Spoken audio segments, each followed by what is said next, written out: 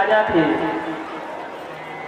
उनकी एक पुत्री है मित्रविंदा, उनके साथ में परम पुरुष परमात्मा का वह विवाह हुआ, 5वां विवाह। वह मित्रविंदा भगवान को बड़ा प्रेम करती थी, भगवान को ही पति रूप में चाहती थी। एक राजा है नग्नजिन नाम कौशल्य आसित, कौशल देश के राजा हैं, बड़े प्रतापी। इन्होंने प्रण ले रखा है कि मेरी पुत्री का विवाह उसी के साथ में होगा जो एक साथ 7 बैलों को एक साथ रख देगा। भगवान श्री कृष्ण ने गए, सभी राजा को परास्त हो गए, कोई एक साथ 7 बैलों को नहीं नच पाया। भगवान कृष्ण गए और भगवान श्री कृष्ण ने एक साथ 7 बैलों को नच दिया और वहां पर भगवान का यह विवाह हुआ परम पुरुष परमात्मा का। आगे भद्रा के साथ में विवाह हुआ। भद्रा के बाद भगवान का एक विवाह लक्ष्मणा जी के साथ में हुआ। वहां भी बड़ी कठिन परीक्षा थी। परीक्षा यह थी कि बिना मछली को देखे मछली की आंख का भेदन करना है, कोई राजा न कर सका। भगवान श्री कृष्ण गए और भगवान श्री कृष्ण ने वहां जाकर के लक्ष्मणा के साथ विवाह किया। परम पुरुष परमात्मा के इस प्रकार से 8 विवाह हुए। हे राजर्षि परीक्षित, भगवान के और भी बहुत से विवाह हुए, तो कहते हैं भगवान के भी विवाह कैसे हुए। राजर्षि परीक्षित कहते हैं कि हे प्रभु, भगवान के और विवाह कैसे हुई है, कथा हमें श्रवण कराइए। तो आज भगवान सुखदेव कहते हैं, हे राजर्षि परीक्षित, एक राक्षस है जिसका नाम है नरकासुर, उसे भौमासुर भी कहते हैं। उसके यहाँ 16,100 राजकुमारियां बंधक पड़ी हुई थी। भगवान श्री कृष्ण गए और भगवान श्री कृष्ण ने जाकर के वह जो भौमासुर है, नरकासुर है, वह पृथ्वी का पुत्र है। और जब उसका जन्म उस समय माता पृथ्वी ने कहा था कि हे प्रभु, आप इसे मारना मत, यह मेरा पुत्र है। और भगवान ने यह वरदान दे दिया था। पृथ्वी कौन है? पृथ्वी ही साक्षात सत्यभामा है। सत्यभामा को वरदान दे दिया था कि बिना तुम्हारे कहे हम इसे नहीं मारेंगे। तो आज भगवान श्री कृष्ण जाते हैं, सत्यभामा जी को साथ में लेकर के गए और नरकासुर पर चढ़ाई की। अब जैसे ही नरकासुर पर चढ़ाई की तो नरकासुर भगवान पर प्रयास करने लगा। भगवान ने उसे नहीं मारा। और जब भगवान ने उसे नहीं मारा तो सत्यभामा जी कहती है कि अरे ये तो भगवान पर प्रयास कर रहा है, हे भगवान अब आप इसका उद्धार कर दो, इसे मार डालो। भगवान ने वहां पर नरकासुर का उद्धार किया। परम पुरुष परमात्मा ने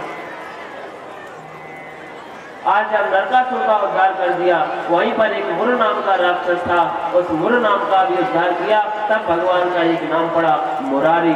बोलिए मुरारी भगवान की। भगवान का एक नाम मुरारी पड़ा।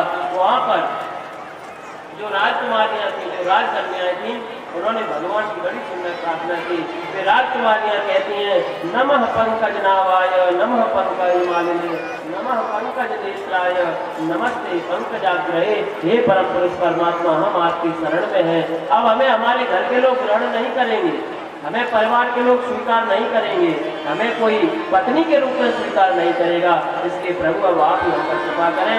भगवान ने वहां पर राजकुमारियों पर कृपा की। परम पुरुष परमात्मा श्री कृष्ण चंद्र ने उन 16,100 राजकुमारियों को स्वीकार किया। इस प्रकार भगवान के 16,108 विवाह हुए। हे राजर्षि परीक्षित, परम पुरुष परमात्मा के इस प्रकार कितने विवाह हुए?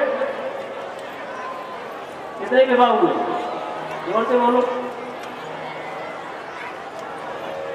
16,108। और जब भगवान के 16,108 विवाह हो गए, परम पुरुष परमात्मा को एक रानी से हिसाब लगा सकते हो आप लोग? लगेगा हिसाब? 16,108 मतलब 1,61,000 तो पुत्र हो गए। 1,61,000 पुत्र हो गए। और एक रानी की एक पुत्री है तो 16,108 पुत्रियां हो गए। अब इनको जोड़ो, कितना जोड़ आएगा उतने ही भगवान के पुत्र और पुत्रियां होंगे। गणित है किसी का मजबूत?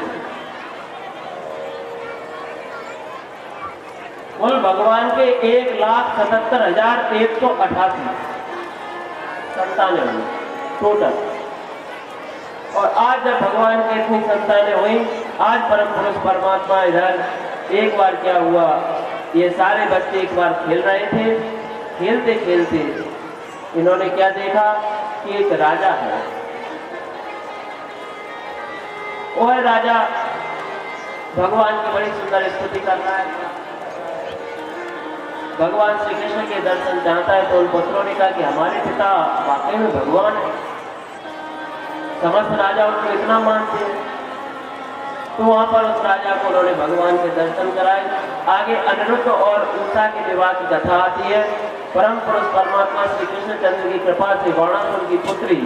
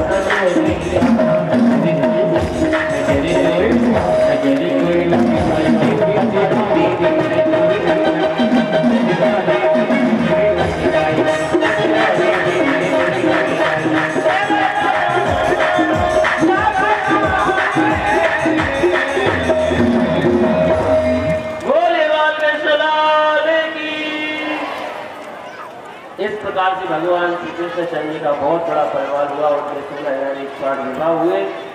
एक बार उनके बच्चे खेल रहे थे, खेलते खेलते उन्हें प्यास लगी।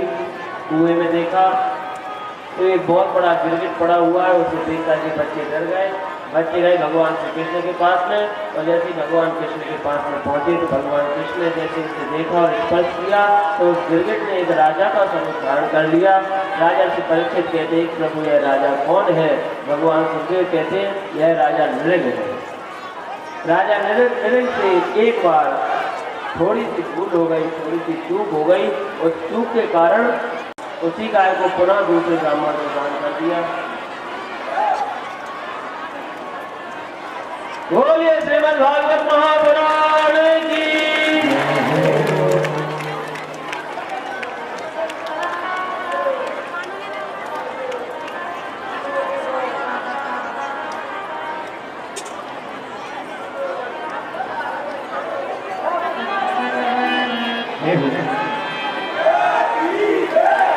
और मेरा एक नजर तुझे देखा किसी बंदगी से कम नहीं हो। करो मेरा शुक्रिया मेहरबान, हमने तुम्हें दिल में बसा लिया। आप इस तरह से हो उड़ाया ना कीजिए, युवा के सामने आया ना कीजिए। युगन समझ के सामने आयो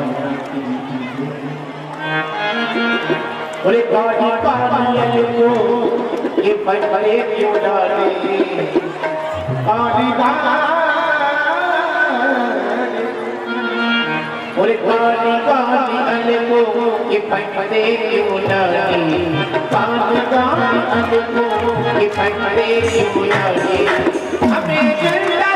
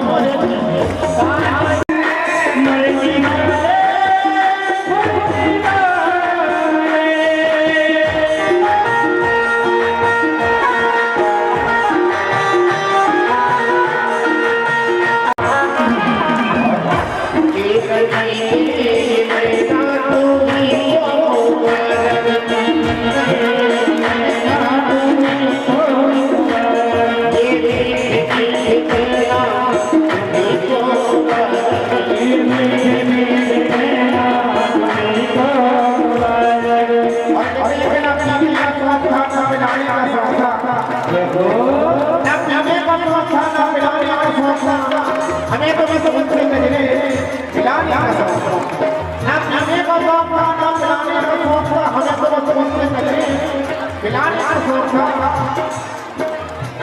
तुम हम उनसे नजर हमारी तरफ से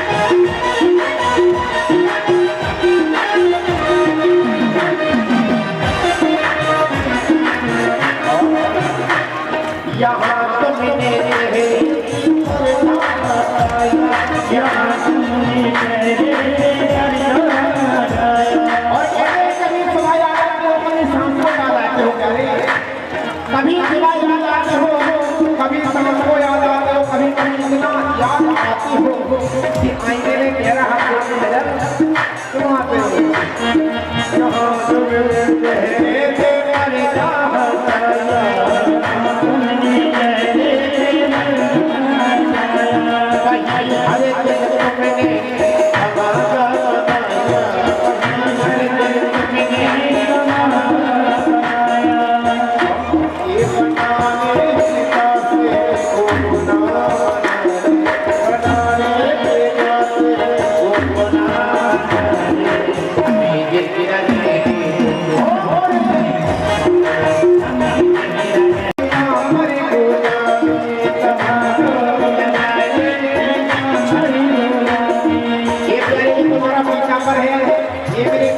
हरे मैंने ऐसा मन करता है कि उसको देखते ही रहे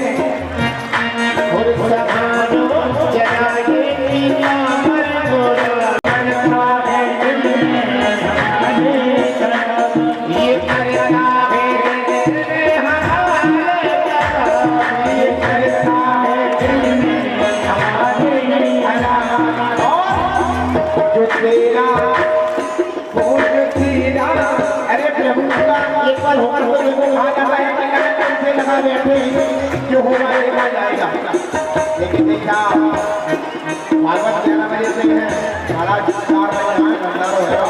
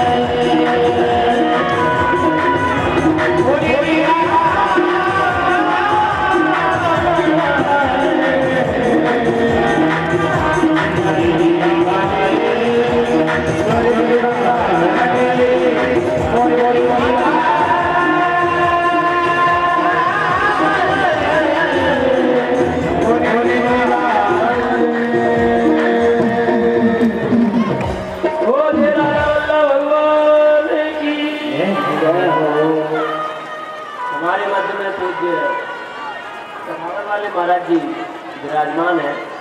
हम सब समस्त संतों का उनके सहित बरोई से पूज्य श्री महंत रामसिंह दास जी महाराज जी हम सबको दर्शन दे रहे हैं। भोपाल से पधारे हुए पूज्य श्याम श्री रमनगिरी जी महाराज हमें दर्शन दे रहे हैं। नारायणपुरी जी महाराज दर्शन दे रहे हैं। अखिल भारतीय संघ समिति के आप मध्य प्रदेश के महामंत्री हैं। हम सब एक बार करतल ध्वनि से समस्त संतों का महात्माओं का स्वागत करेंगे।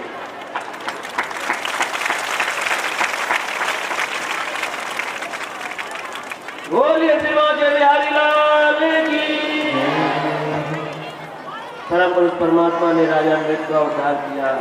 एक राजा था पौंड्रक जो स्वयं को भगवान कहता था और भगवान को नकली भगवान मानता था। परम पुरुष परमात्मा श्री कृष्णचंद्र ने उस राजा पौंड्रक का भी उद्धार किया। देखिए, कलयुग के आने से पहले ही कई नकली भगवान बनने लगे थे। आज कलयुग में तो भगवान नकली बनने ही लगे हैं। और मैंने पहले भी बताया कि जो नकली भगवान बना इस प्रकार से रहते होंगे। श्री नारद जी महाराज एक बार यह देखने के लिए आए तो क्या अद्भुत दृश्य देखते हैं कि भगवान तो सबके साथ बड़े प्रेम से बड़े सौहार्द से रह रहे हैं। 16,108 के साथ में उनकी प्रातः की दिनचर्या है। प्रातः काल उठ गई रघुनाथा मात पिता। इधर जब राष्ट्रीय युद्ध का आयोजन हुआ और उधर जरासंध ने कई राजाओं को बंधक बना रखा था, तो एक बार भगवान गए। एक तो राष्ट्रीय यज्ञ को भी पूर्ण कराना और राष्ट्रीय यज्ञ तब तक पूर्ण नहीं होगा जब तक समस्त राजा यह सहमति न देंगे कि युधिष्ठिर सर्वमान्य राजा हैं। तो कई राजा तो जरासंध के यहाँ बंधक पड़े हुए। भगवान गए अर्जुन को और भीम को लेकर के, वह भीम के द्वारा भगवान ने जरासंध का उद्धार करवाया और उन समस्त राजाओं को कारागार से मुक्त कराया। समस्त राजाओं ने भगवान की बड़ी सुंदर स्तुति की प्रार्थना की। परम पुरुष परमात्मा ने इस प्रकार से बड़ी सुंदर लीलाएं करते हुए भगवान सुखदेव से कहते हैं राजा से परीक्षित कि हे प्रभु, आप मुझे कोई भगवान के सखा कष्टे ब्राह्मण कष्टे ब्राह्मणों ब्रह्मवित्तमः, वे भगवान के मित्र हैं और वे ब्राह्मण हैं। उनका वित्त है ब्रह्म, उनका जो धन है, उनकी जो संपत्ति वो है क्या है? ब्राह्मणों ब्रह्मवित्तमः, ब्रह्म उनका वित्त है, साक्षात पर ब्रह्म उनका धन है। देखिए भगवती श्रुति भी कहती है, वेदांत में एक श्रुति आती है श्रद्धा वित्तो भूत्वा, यह वेद की श्रुति है। वेद कहता है मनुष्यों को, भगवान वेद आदेश करते कि हे मनुष्यों, तुम श्रद्धा से धनवान हो, तुम श्रद्धा के धन से धनी बनो। आज यह जो भगवान श्री कृष्ण के सखा है,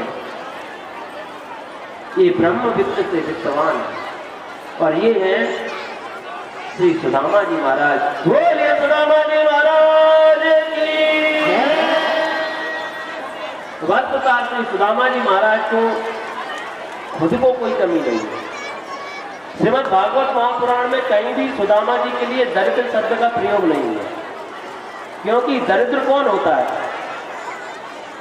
को योवा दरिद्रो ही विशाल कृष्ण, कोवा दरिद्रो ही विशाल कृष्ण। जिसकी विशाल इच्छाएं होती है वह दरिद्र होता है।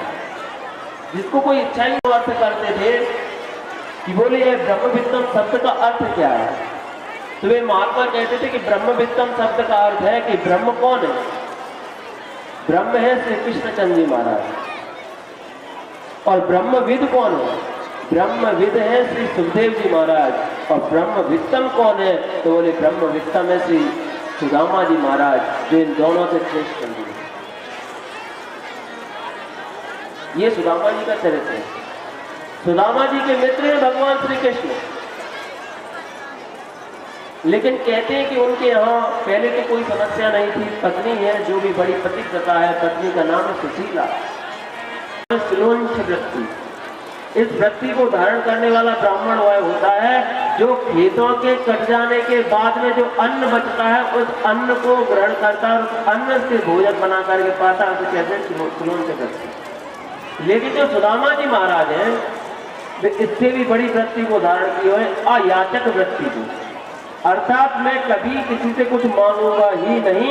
यह वृत्ति है श्री सुदामा जी महाराज। जब उनके पुत्र हो गए क्या गया, और जब यह बात की तो आज सुशीला कहती कि मैं उसकी भी कुछ व्यवस्था करूंगी। सुशीला गई, कई घरों में उन्होंने मांगा, कईयों ने तो दिया ही नहीं।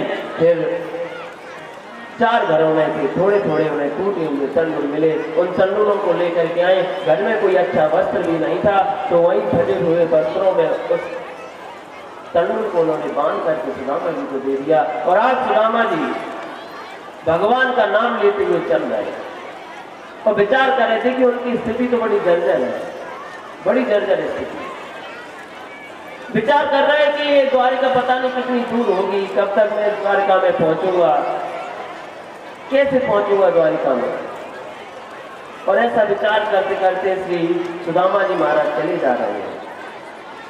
और जैसे श्री सुदामा जी महाराज चले जा रहे हैं, इधर भगवान ने देखा कि ये सुदामा जी बहुत थक गए, रात्रि का समय हुआ, तो एक वृक्ष के नीचे श्री सुदामा जी महाराज को निद्रा गई, वे सो गए। जब वे सो गए तो भगवान श्री कृष्ण ने वहां पर अपने गरुड़ जी को भेजा और गरुड़ जी गए। गरुड़ जी ने सोते हुए सुदामा जी को अपने ऊपर बिठाया और बिठा करके द्वारिका नगरी में छोड़ दिया। आज देखिए परम पुरुष परमात्मा की तरफ जो एक कदम बढ़ाता है, भगवान उसकी तरफ 10 कदम बढ़ाते हैं। कोई भगवान का होकर के तो देखे, जो भगवान का होता है भगवान उससे पहले उसके हो जाते हैं। जो भगवान को जानना चाहता है भगवान उसे अपने आप को जनाते तो है ही, और जानत तो वही हो जाए। जो भगवान को जान लेता है भगवान का ही हो जाता है, भगवान ही हो जाता है। वेद तो कहते हैं ब्रह्मविद, जो ब्रह्मविद होता है वह साक्षात ब्रह्म ही हो जाता है। ब्रह्मविद ब्रह्म भव, ऐसा वेद कहते हैं। आज श्री सुदामा जी को जैसे ही द्वारिका पहुंचाया, सुबह हुई, उनकी निद्रा खुली, और जैसे ही उनकी निद्रा खुली तो वे देखते हैं कि यह मैं कहाँ आ गया। और यह इस प्रकार से जब पूछते हैं कि मैं कहाँ आ गया, मैं कहाँ आ गया, तो कुछ सैनिकों से पूछा मैं कहाँ हूँ। उन्होंने बताया द्वारिका नगरी है। बोले मैं द्वारिका आ गया, तो द्वारिका में तो मेरा कन्हैया रहता है, मेरा कन्हैया यहाँ का राजा है, मेरा कन्हैया कहाँ है यहाँ। उन्होंने कहा यह कन्हैया कौन है। बोले यहाँ का राजा कौन है। बोले यहाँ के राजा है महाराजा अधिराज अनंत श्री समलंकृत ब्रह्मनिष्ठ साक्षात परब्रह्म परमात्मा द्वारिकाधीश श्री कृष्णचंद्र जी महाराज। बोले ये जिसे तुम कृष्णचंद्र कह रहे हो, बड़े बड़े नाम लेकर के महाराज बता रहे हो, यही तो मेरा करुआ कहना है, मुझे उसके पास जाना है, मुझे उसके पास ले चलो। सैनिकों ने कहा कि सामने जो महल है चले जाओ, वहां द्वारपाल खड़े हुए हैं, वही महल भगवान का है। और फिर सुदामा जी महाराज आज जैसे ही आगे बढ़ते हैं और आगे बढ़े तो आगे बढ़ के क्या देखते हैं, जैसे वे वहां पहुंचे जो सैनिक वहां खड़े हुए हैं, द्वारपाल वहां खड़े हुए हैं। और सर्वप्रथम जो महल है वो है श्री रुक्मिणी महारानी। और रुक्मिणी महारानी का यह आदेश है कि कोई भी ब्राह्मण आए उससे कभी वो जो मांगे उसकी मांग को हमारे पास लेकर के मत आना, वो है जो मांगे उसकी मांग वही पूरी कर देना, हमारे पास तक आने की जरूरत नहीं है। उन्होंने कहा कि यह मैं कहाँ गए। बोले आप रुक्मिणी जी के महल में है, मुझे भगवान कृष्ण के महल में जाना है। उन्होंने कहा आपको क्या चाहिए, हम सब देंगे, हम सब देंगे आपको, आपको जो आवश्यकता हो सब मिलेगा। उन्होंने कहा मुझे तो कृष्ण के दर्शन चाहिए और कुछ नहीं चाहिए। तो माता रुक्मिणी के द्वारपालों ने बताया कि आगे और बढ़ जाओ। आगे और बढ़े तो आगे जो महल है वहां पर द्वारपाल खड़े हुए हैं। और उन द्वारपालों को जैसे ही कहा द्वारपाल कौन है, ये द्वारपाल पता है कौन है, भगवान कृष्ण के सबसे प्रिय द्वारपाल कौन है, कौन है, जय और विजय। द्वारपाल हरि के प्रिय दो, जय और विजय जान सबको। वहां पर जय और विजय खड़े हुए हैं। और जय और विजय ने विचार किया कि आज ब्राह्मण वैसे ही भेष में फिर आया है जैसा सनत कुमार के भेष में आया था, एक कॉपी लगा कर। आज यह ब्राह्मण आया है और कहीं हमने इस ब्राह्मण का नाम पूछ लिया है, नाम से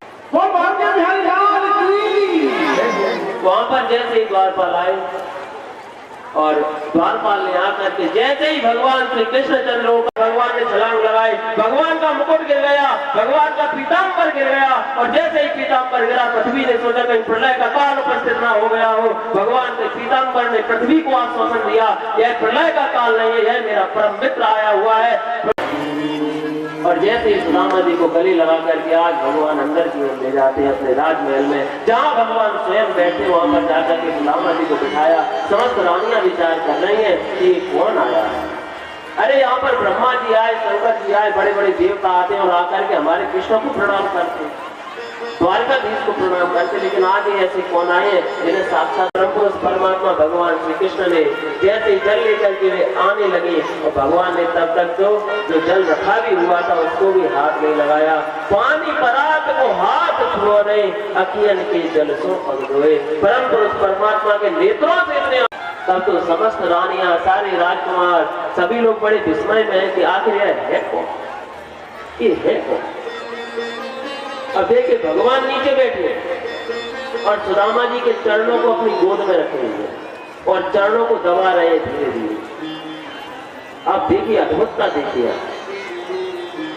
वेद अपने भक्त को अपने सिर पर भी बिठाता है। अपने आज अपना सिर भगवान श्री कृष्णचंद्र ने सुदामा जी के चरणों में रख दिया। देखिए आप मित्र हो तो जोड़ लेंगे तो केवल मित्रता का जो असली संबंध है, या मैं तो कहता हूं कि जो भी संबंध है उसे अगर कोई पूर्णता के सिवा साथ निभा सकता है तो है केवल परमात्मा। इसीलिए भगवान से संबंध जोड़े, भगवान से संबंध जोड़े, भगवान की सेवा करें और संतों को, महात्माओं को, ब्राह्मणों को सेवा के द्वारा प्रसन्न करें। इससे भगवान प्रसन्न होते हैं। जिन लोगों की आज संतों के भंडारे में व्यवस्था की गई है, जो संतों को भोजन पवाएंगे, भंडारे में पहुंचने, एरिया केसर वाले और गोरे का पुरा वाले, ये वे सभी लोग जाकर के रसोई घर में पहुंचे।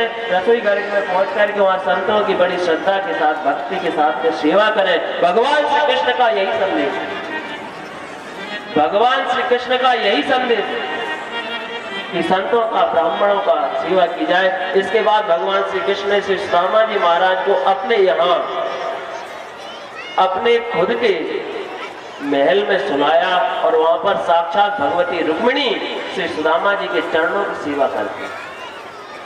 और आज जब 3-4 दिन व्यतीत हो गए सुदामा जी को, बड़ा आनंद सुदामा जी को आ रहा है। आज भगवान ने कहा देखो मित्र, आप आए, हमें बड़ी प्रसन्नता हुई, लेकिन मित्र के यहाँ ज्यादा नहीं रहना चाहिए, अब यहाँ से चली जाओ।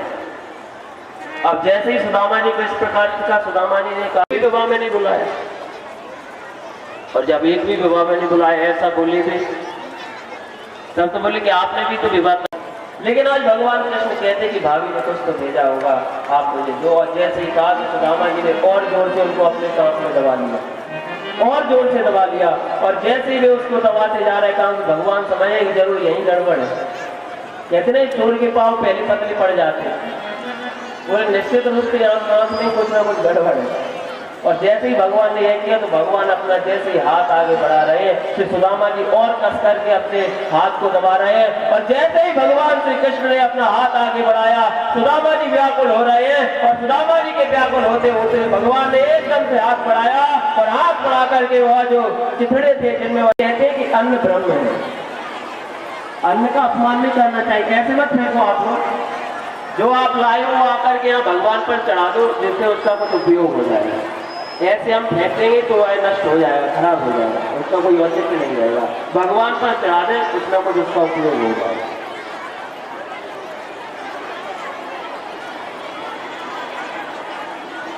बरेठा के साथ में, भक्ति के साथ में सेवा करें। भगवान ने वहां पर सुदामा हो जाएंगे द्वारकाधीश, इसलिए आपको रुक जाओ कभी। अब जब सुदामा जी जाने लगे, जा रहे हैं, तो भगवान ने कहा कि ये कपड़े तो उतार करके रख जाओ जो हमारे पहन करके जा रहे हैं। सुदामा जी ने बोला लो, हमारी पत्नी कहती है द्वारकाधीश के पास जाओ, यहाँ आए तो ये कपड़े भी उतरवा ले रहे हैं। वहां जाकर के वे देखते हैं कि दूसरी द्वारिका खड़ी हुई है, और जैसे ही दूसरी द्वारिका को देखा तो सबसे पूछते हैं कि मेरी कुटिया कहाँ है। और जब अपनी कुटिया को पूछ रहे थे, कुटिया के पूछते अपनी कुटिया का भी पूछ रहे थे, और जैसे ही पूछते पूछते आगे बढ़े तो क्या देखते हैं कि उनकी पत्नी कई दासियों के साथ में बड़े सुंदर वस्त्रों को पहन करके आ रही है। उन्होंने बोला कि हे स्त्री तुम कौन हो? बोले आप भूल गए, हम आपकी पत्नी सुशीला है। बोले ये स्त्रियां कौन है? बोले ये दासी है हमारी। बोले ये दासी, इतना सब वैभव हमारे पास कहाँ से आया? बोले अंदर एक मुनीम बैठा है, जाकर देख लो, उसने ये सब दिया है। और जैसे ही श्री सुदामा जी महाराज अपने महल में प्रवेश करते हैं, और महाराज का चरित्र आगे चल के भगवान श्री कृष्ण परमात्मा के एक बार वेद स्तुति करने के लिए आए। वेदों ने भगवान की स्तुति की, एक बार परम पुरुष परमात्मा श्री कृष्णचंद्र जी कि द्वारिका में अर्जुन जी रुकने के लिए आए और द्वारिका में एक ब्राह्मण था, उसके पुत्र मर जाते थे। और जब उसके पुत्र मर जाते थे तो उन्होंने आकर के देखा कि इनकी रक्षा करना। अर्जुन था, कृष्ण थे नहीं, तो अर्जुन ने बोला कि मैं प्रतिज्ञा करता हूं कि तुम्हारे पुत्रों की मैं रक्षा करूंगा।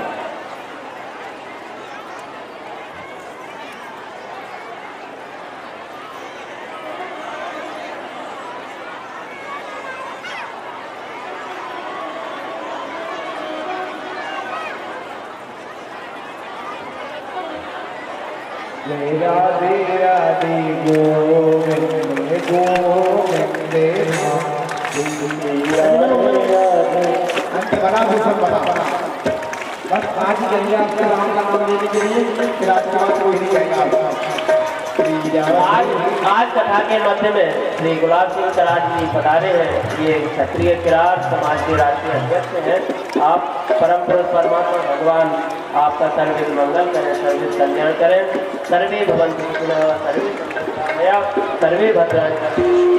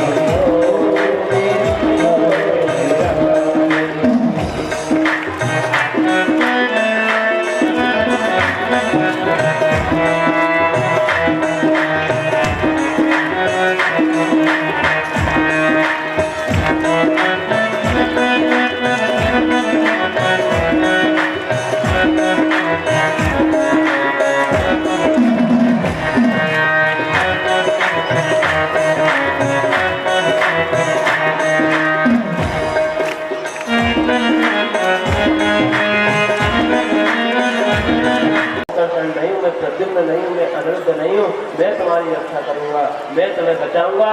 लेकिन जब जिसका समय आ जाता है उसे कौन बचा सकता है। जैसे ही उन बालकों का समय आया देवी व्यक्ति को प्राप्त हुए। अर्जुन ने वहां पर प्रतिज्ञा ले ली कि मैं अगर इन बच्चों को न बचा पाया तो अपने शरीर का त्याग कर दूंगा। अर्जुन जब आज स्वयं पिता को बना करके अग्निदाह करने लगे, उस समय भगवान ने आकर के अर्जुन को रोका। भगवान अर्जुन को साथ लेकर के गए, यमराज के पास में पहुंचे। यमराज ने कहा कि ये बालक हमारे पास में नहीं है। फिर वे पहुंचे भूमा पुरुष के पास में।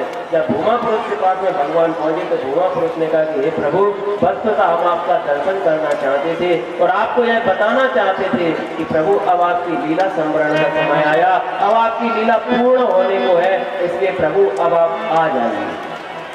हमने आपका दर्शन करना चाहा, आप साक्षात नर और नारायण हैं। हे प्रभु, आपकी लीला करके एक बार उन यदुवंशियों ने, बालकों ने यह विचार किया कि देखो हमारे पिताश्री कहते हैं कि महात्माओं को कभी अपमान नहीं करो, संत साक्षात भगवान होते हैं, ये होते हैं, वो होते हैं, क्यों ना एक बार हम महात्माओं की परीक्षा लेकर के देखें। तो आज यदुवंशी जो बालक थे, सांब, अनिरुद्ध, प्रद्युम्न आदि, इन्होंने संतों की परीक्षा लेने के लिए क्या किया, सांब को स्त्री का भेष बना दिया और सांब को स्त्री बना करके उन्होंने कहा कि सांब तुम स्त्री बन करके जाओ और पेट पर रख लो कपड़ा, और कपड़ा रख करके हम पहुंचेंगे इन महात्माओं के पास में और इन महात्माओं से पूछेंगे कि बताओ महाराज इसके पेट में बच्चा है कि बच्ची है। अब देखो इन महात्माओं की परीक्षा लेने के लिए लोग गए और शाम को आगे करके जब ये सब वहाँ पहुंचे महात्माओं के पास में, महात्माओं से बोले कि बताओ इसके पेट में बच्चा है कि बच्ची है। श्री दुर्वासा जी महाराज ने जैसे ही ध्यान लगाया वे समझ गए कि ये तो हमारी परीक्षा लेने के लिए आए, न बच्चा है न बच्ची है, पेट में कपड़ा भरी। और जब इस प्रकार से महात्मा ने देखा तो महात्मा को क्रोध आया। महात्मा ने साफ दे दिया कि इसमें वह जन्म लेगा, इसमें से एक ऐसा जन्म लेगा मूसल कि वह मूसल ही तुम्हारे सारे यदुकुल के संहार का कारण बनेगा। वही मूसल जब लेकर के बच्चे सांप से डर गए और सांप से डर करके पहुंचे महाराज उग्रसेन के पास में, सारी सभा में जाकर उन्होंने वह मूसल रख दिया कि हे प्रभु यह मूसल है और हमें सांप मिला है कि इस मूसल से हमारे सारे यदुकुल का संहार होगा, आपको उपाय बताएं। श्री उग्रसेन जी महाराज ने कहा कि इसे घिस करके समुद्र में फेंक दो। उसे घिस करके समुद्र में फेंक दिया गया। उसकी एक नोक बची, वह जरा नाम की जात को प्राप्त हुई और जो है किनारे से लग करके मूसल की आ गई, वही एक एरक नाम की घास बन गई। जब वह घास बन गई, इधर जब प्रलय का जब समय आया भगवान के धराधाम को छोड़ने का, तो श्री उद्धव जी महाराज उनके पास में पहुंचे। उद्धव जी ने देखा कि भगवान इस धराधाम को छोड़ करके जा रहे हैं, तो उद्धव जी से भगवान कहते कि मेरा समय हो गया, मैं जाना चाहता हूँ द्वारका को छोड़ करके, तुम यहाँ से चले जाना बद्रिकाश्रम मैत्री जी के पास में, आप यहाँ से चले जाना और मैं इस धराधाम को छोड़ करके जा रहा हूँ। श्री उद्धव जी ने कहा कि आप चले जाएंगे तो मैं किसके सहारे जीऊंगा, मुझे आप कोई उपदेश दे जाइए। तो भगवान ने बताया कायेन वाचा मनसेन्द्रियैर्वा बुद्ध्यात्मना वानुसृता स्वभावात् करोति यच्च सकलं परस्मै नारायणायेति समर्पयेत्। खुले मन से, काया से, वचन से एक होकर के भगवान को समर्पित हो जाओ। मन, वचन और काया। बोले महात्मा किसे कहते हैं? मनस्येकम वचस्येकम कर्मण्येकम, जो बोले वही करे वह महात्मा। सोचे कुछ, बोले कुछ और करे कुछ और है, वही दुरात्मा। भगवान बड़ा सुंदर उपदेश देते हैं, द्विशतः परकायेमां मानिनो भिन्न दर्शिनः भूतेषु बद्ध वैरस्य न मनः शांति गच्छति। हे जो शांति को चाहता है वह सर्वप्रथम तो समस्त बैर को त्याग दे, अपने हृदय में से सबके लिए बैर निकाल दे। बोले हमारा किसी से कोई बैर नहीं। जो व्यक्ति अपने जीवन में शांति चाहता है, आप में से कौन कौन शांति चाहता है? देखिए आज श्रीमद् भागवत महापुराण का सप्तम दिवस है। आज आप सबको शांति चाहनी पड़ेगी।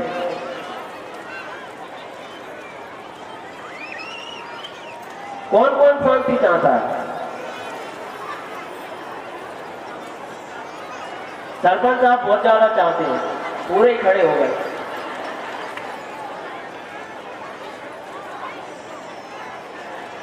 जो शांति चाहता है वास्तविकता में, आज वह यह संकल्प लेगा मेरे साथ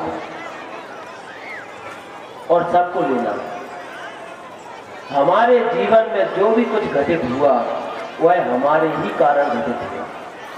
हमने जो है सोच लिया कि दूसरे के कारण हमें दुख हुआ, इसके कारण हमें दुख हुआ, उसके कारण हमें दुख हुआ। हमारे जितने भी दुख हैं वे हमारे ही कारण हमें प्राप्त हुए हैं। हमने जो कर्म किए वही हमारे दुख के रूप में हमें प्राप्त है। आज हम यह प्रण लेंगे, आज हम यह संकल्प लेंगे कि आज से हमारे मन में किसी के भी प्रति कोई भी दुर्भाव, कोई भी ईर्ष्या, कोई भी द्वेष, यह सब हम अपने हृदय से निकाल करके सबको भूल जाएंगे, सबको क्षमा करेंगे, सबको माफ करेंगे और अपने कर्मों का अपने स्वयं पर उसका दायित्व लेंगे। मेरे कर्मों के कारण ही मुझे दुख प्राप्त होंगे। आप सभी लोग, हे प्रभु, हे परमात्मा, मैंने जो किया वही मुझे प्राप्त हो रहा है। मेरे दुखों में और कोई दूसरा कारण नहीं। मेरे मन में किसी के भी प्रति कोई द्वेष नहीं है, कोई ईर्ष्या नहीं है। यह देखिए, यह भागवत का फल है, यह श्रीमद् भागवत का फल है कि हमारे हृदय से द्वेष निकल जाए, कपट निकल जाए, ईर्ष्या निकल जाए, मद निकल जाए, मात्सर्य निकल जाए। जब श्रीमद् भागवत का प्रारंभ हुआ था उस समय आपने श्रवण किया था, धर्म प्रोज्जित करना पड़ेगा। इसमें मैं बिल्कुल किसी भी प्रकार का वो नहीं करता।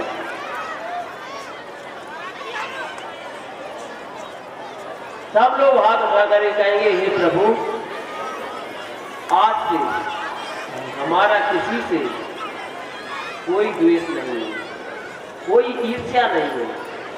हम भगवान के हैं, भगवान हमारे हैं।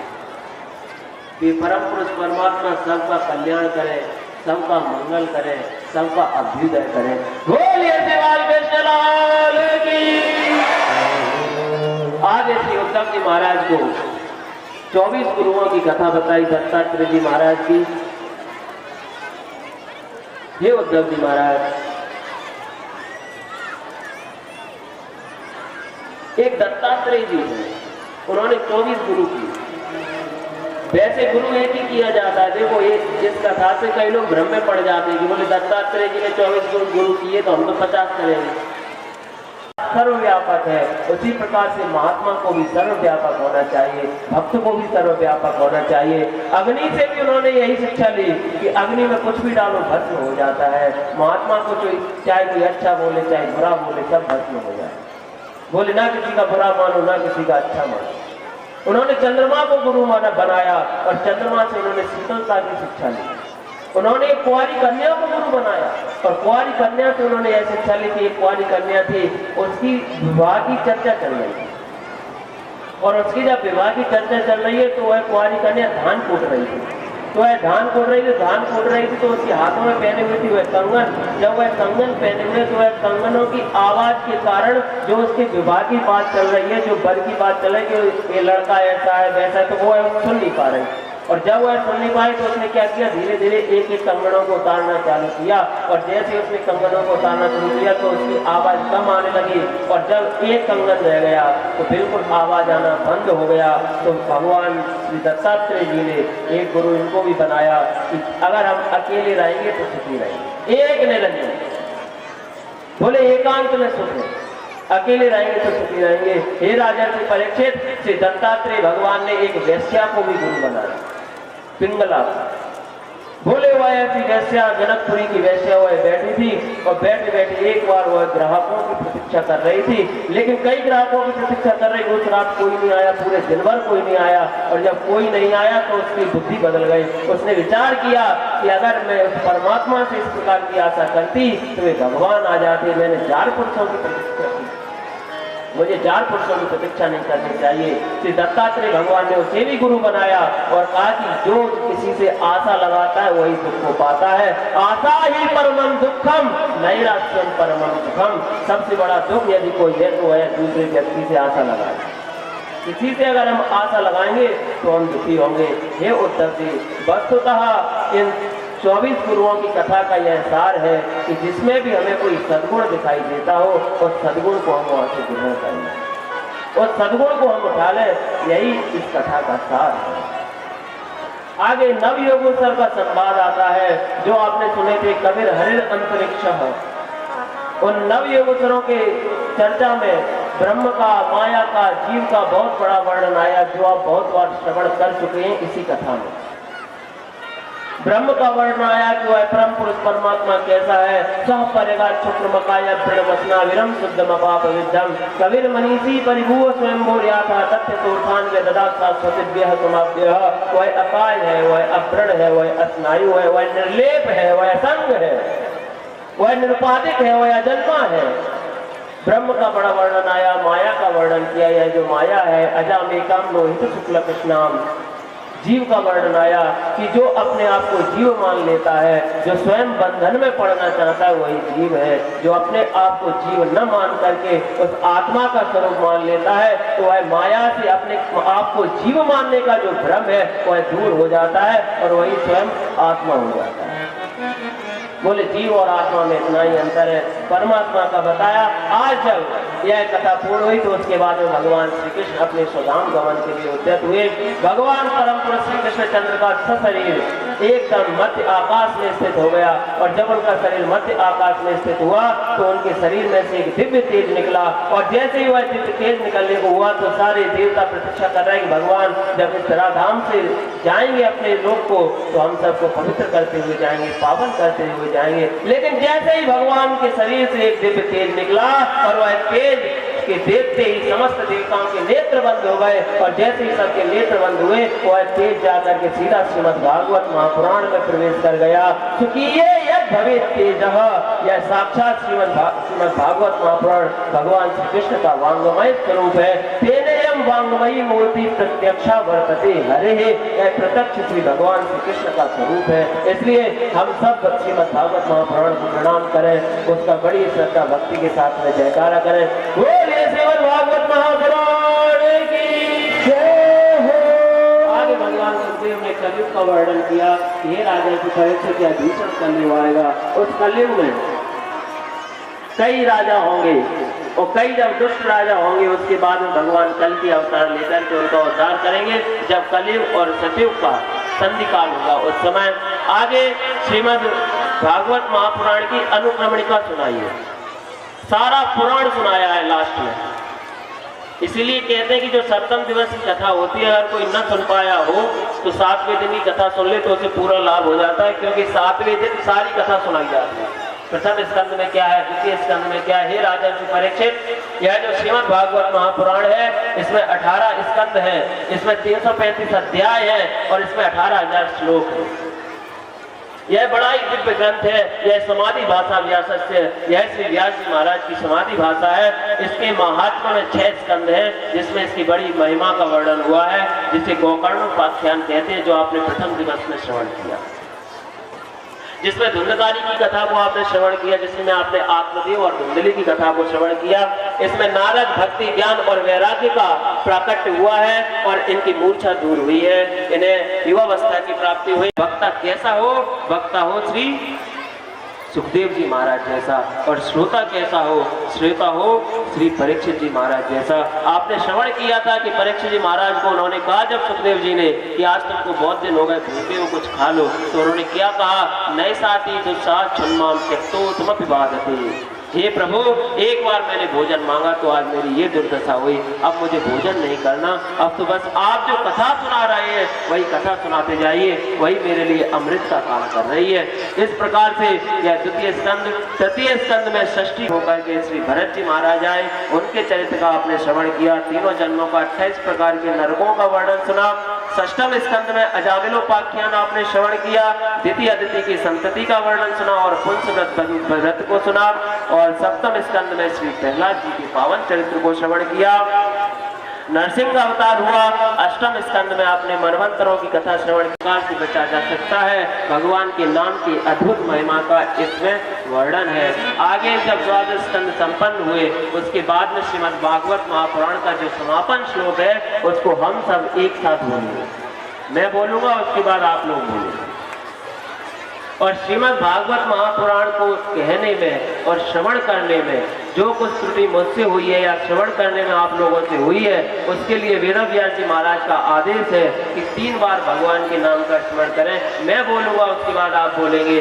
श्री हरे नमः, श्री हरे नमः, श्री हरे नमः, श्री हरे नमः, श्री हरे नमः, श्री हरे नमः। अब समापन श्लोक आप सभी लोग मेरे साथ बोलेंगे। नाम संकीर्तनम यस्य, नाम संकीर्तनम यस्य, सर्व पाप प्रणाशनम, सर्व पाप प्रणाशनम, प्रणामो दुख शमनः, प्रणामो दुख शमनः, तम नमामि हरिं परम। तुभ्यमेव समर्पये, भगवान की दी हुई है वाणी भगवान के चरणों में समर्पित करते हुए यह पावन श्रीमद् भागवत की कथा कहते हुए जो भी कुछ मुझसे अशास्त्रीय या अनुचित बात निकली हो, उसके लिए आप सभी विज्ञ श्रोता मुझे क्षमा करेंगे। जो भी कोई मुझसे त्रुटि बनी, आप लोगों से जो त्रुटि बनी हो,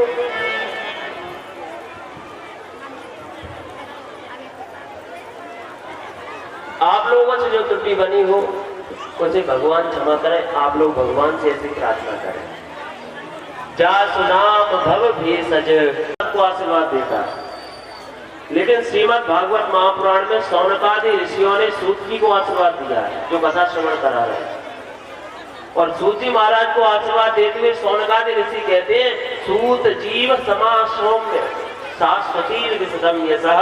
हे सूत महाराज, हम आपको आशीर्वाद देते हैं कि आपका यश खूब हो, आप हमें कथा सुनाते ही रहें, आप हमें कथा श्रवण कराते ही रहें। ये सोनकादि ऋषि से सूत महाराज को आशीर्वाद देते हैं। लेकिन परम पुरुष परमात्मा की कृपा से मैं आप सभी के लिए सुख, शांति और समृद्धि की कामना करता हूँ। सर्वे भवन्तु सुखिनः, सर्वे सन्तु निरामया, सर्वे भद्राणि पश्यन्तु, मां कश्चित् दुःख भाग् भवेत्। अंतिम बात मैं आपको कहूँ, देखिए सूक्ति कहती है, धर्मस्य दुर्लभो ज्ञाता सम्यक वक्ता ततोऽपि च वक्ता ततोऽपि श्रद्धावान कर्ता कोऽपि तथा सुखी। अर्थात धर्म को एक साथ रखिए, जिस प्रकार से अभी तक एक साथ रहे। देखिए यह भागवत की जो कथा है, यह सारे परिवार को एक कर देगी, सारे परिवार को एक कराने वाली यह कथा है। श्री सुखदेव जी महाराज चले गए थे घर छोड़ करके, और जब यह कथा जब उन्होंने पढ़ी तो लौट करके श्री व्यास जी महाराज के पास आए। यह कथा सारे परिवार को एक करने वाली कथा है, और यह परिवार जैसे एक रहा है, यह ऐसे सदैव एक बना रहे, यही मैं भगवान से प्रार्थना करता हूँ, यही परम पुरुष परमात्मा की कामना करता हूँ। इन सब में सदैव प्रेम उत्तरोत्तर बढ़ता रहे, इन सबका कल्याण हो, मंगल हो, आप सबकी भक्ति भगवान में बनी रहे, आप सबका प्रेम भगवान के चरणों में बना रहे। सर्वे भवन्तु सुखिनः, सर्वे सन्तु निरामया, सर्वे भद्राणि पश्यन्तु, मा कश्चित् दुःख भाग् भवेत्। आप सब करें, इन्हीं के साथ में अपनी वाणी को विराम देता हूँ। आप सबको भगवत भाव से देखते हुए समस्त संतों को तो मैं चरणों में कोटि नमन व वंदन करता हूँ, और आप सबके प्रति भी सद्भाव रखते हुए आप सबके भी चरणों में एकमात्र उसी परम पुरुष परमात्मा का दर्शन करते हुए मैं आप सबको कोटि नमन वंदन करता हूँ। बोलिए श्रीमद् भागवत महापुराण की जय हो। ओम शांति शांति शांति। सभी नगर संतों का और ब्राह्मणों का भंडारा प्रारंभ हो गया है, तो संत और ब्राह्मण प्रसादी पाने के लिए वहां जा सकते हैं, वे प्रसादी पाएं। संतों का भंडारा आज है, संत जाकर के प्रसादी पाएं बड़ी श्रद्धा भक्ति के साथ में। सभी नगर सदा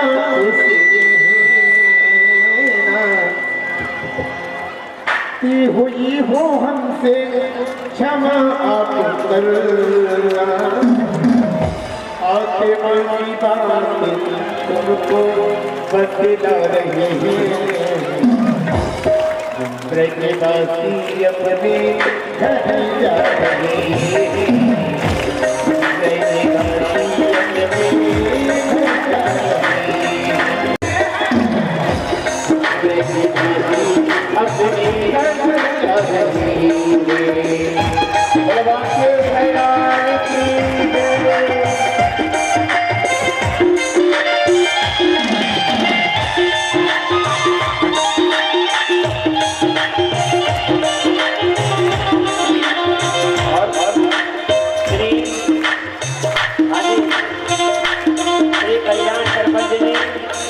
भाई श्री सीताराम जी और स्वर्गीय श्री भारत सिंह जी के पुत्र राकेश जी संजय जी आकर के भगवत जी का पूजन करेंगे। सपत्नी आकर के पूजन करें। जय जय श्री राधे श्याम। बोल रहे जय जय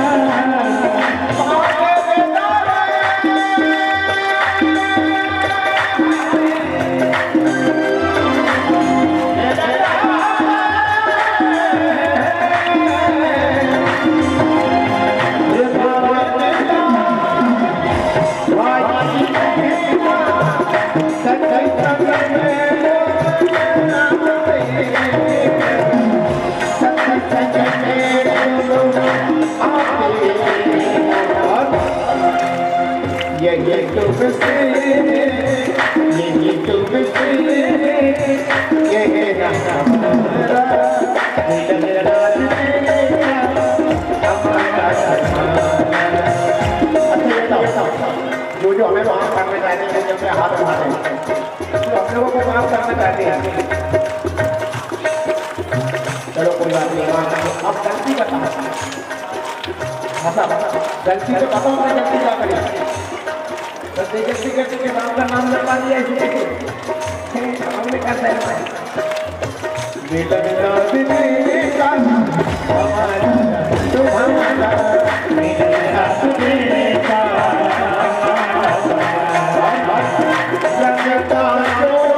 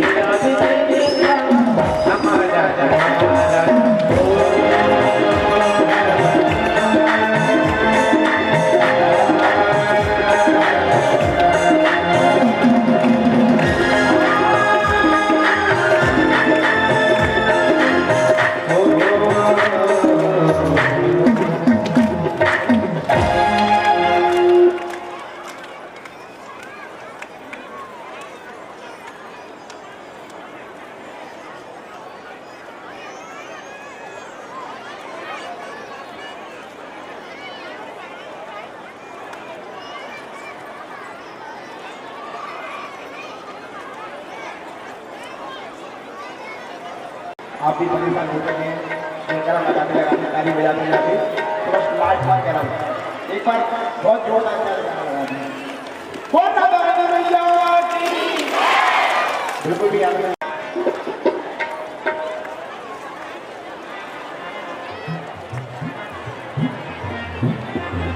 और कौड़ी गोबर वाले पीवी कांवर वाले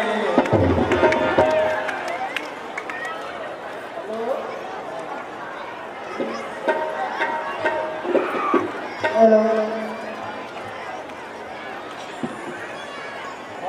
राधा कृष्ण की जय हो, राम लक्ष्मण सीता मैया की जय हो, हनुमान हरि की जय हो सत्य श्री हनुमान की जय हो, गंगा जमुना सरस्वती की जय हो,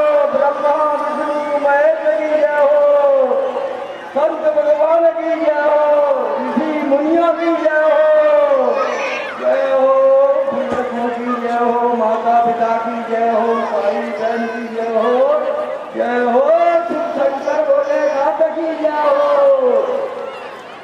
सब लोग बड़े प्रेम से गाना गाना और शांति का गाना गाना और परसने की व्यवस्था परसने की व्यवस्था लड़कों के हैं। हाँ, इसका परस्पर पर जरूर ध्यान देना। सब लोगों से मेरा निवेदन है, मैं उनके चरण में स्पर्श करता हूँ, बहनों के करता हूँ, माता पिता के करता हूँ, सबके व्यवस्था हो परस की रखे, कोई परेशान नहीं हो, शांति जो प्रसादी काटे जाओ। सब लोगों से मेरा निवेदन है और आज भी निवेदन करता हूँ, शांति से प्रसाद खा के जावे। जय राम, ओम शांति शांति, ओम राधा कृष्ण की जय हो, जय श्री रोकड़िया हनुमान की जय हो, जय के जय देवतन की जय हो, पुष्पति की जय हो, जय हो संजय माता पिता की जय हो, अन्य देवता की जय हो, जय हो भोले भंडारी की जय हो, राम लक्ष्मण सीता मैया की जय हो। और सभी आगे आकर सभी अपने अपने स्थान पर खड़े हो जाएं, भाव प्रेम से भागवत जी की आरती करेंगे। ओम द्वारा माले महात्मे महासरोचारा दे गंगोत्सवत्पाणि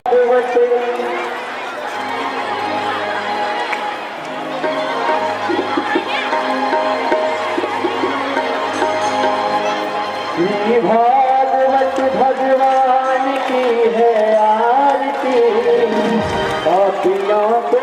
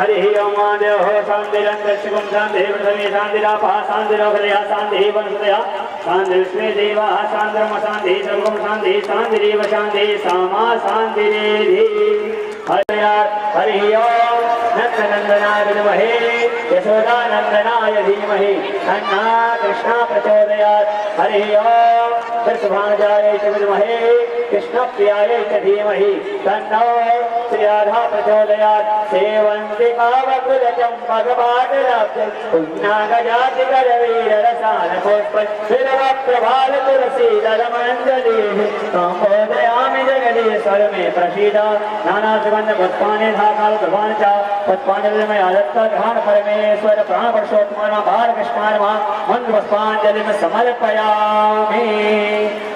की विहलाल की श्री राधा रानी की श्री अयोध्यानाथ भगवान की श्री काशीश्वर भगवान की अम्बे माता की हनुमान जी महाराज की व्यास जी महाराज की गुरुदेव जी महाराज की गुरुदेव भगवान की जय जय श्री राधे जय जय श्री राधे जय जय श्री राधे।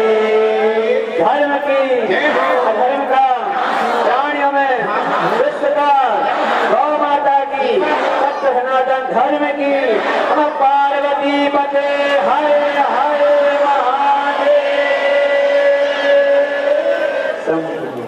सभी भक्त आज के प्रसाद लेकर के जाएं। प्रसाद की व्यवस्था आप जहाँ पर खड़े हैं वहीं बैठ जाइए। आप जहाँ खड़े हैं वहीं बैठ जाइए, प्रसाद सबके पास पहुँचेगा। जय जय श्री राधे। सभी लोग बैठ जाएंगे, आप लोग बैठ कर प्रसाद लें।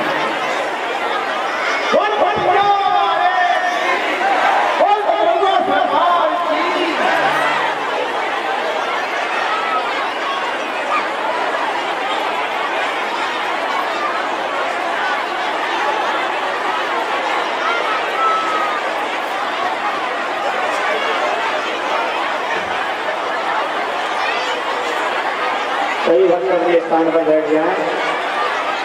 सबको प्रसाद आपके स्थान पर ही प्रसाद पहुंच जाएगा। आप अपने अपने स्थान पर बैठ जाइए। जय जय श्री राधे।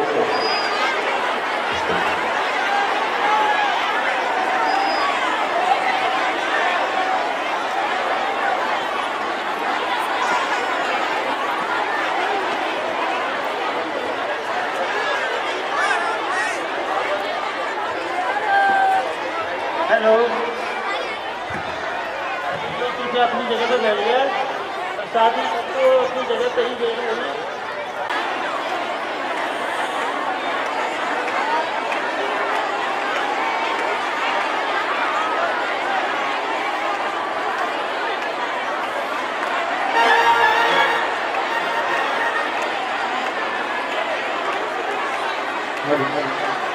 और एक छोटा सा भजन में आप बनाते हैं जो भी आपको गुजारा चाहते हैं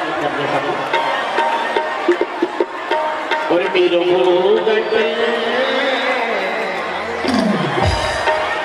हरि मेरो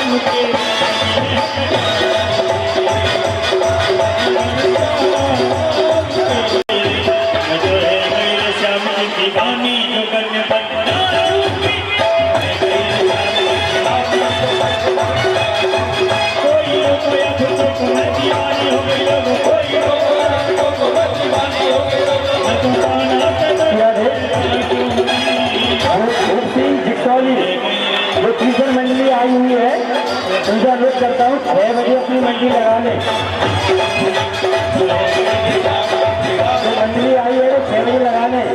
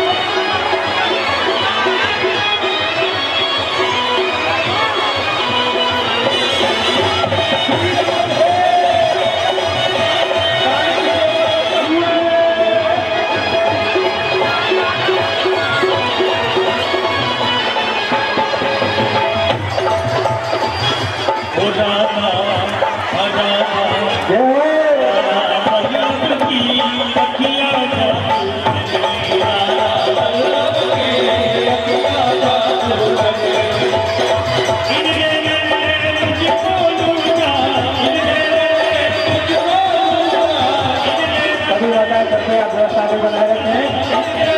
पर्याप्त प्रसाद ले साथ में प्रसाद लेती जाए। सभी माताएं घर में व्यवस्था भी बनाए रखें।